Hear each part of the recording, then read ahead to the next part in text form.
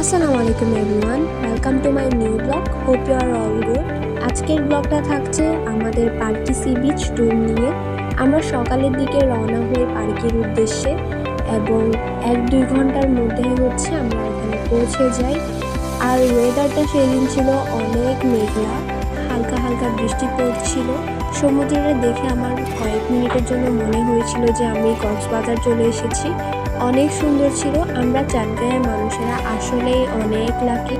পাহাড় সমুদ্র কি নেই আমাদের এখানে। সো যাই হোক, আমরা কয়েকজন ফ্রেন্ডরা মিলে গিয়েছিলাম। সবার মিলে অনেক অনেক স্ন্যাপ নেওয়া হয়েছিল।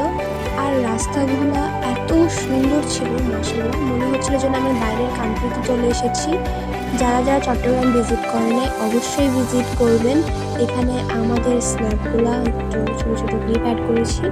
আর এখানে আমার ফ্রেন্ড একটা কেক বানিয়ে নিয়েছিল, এত মজা ছিল কেকটা। সো আজকের জন্য এতটুকুই।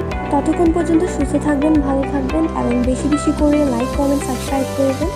আল্লাহ হাফেজ।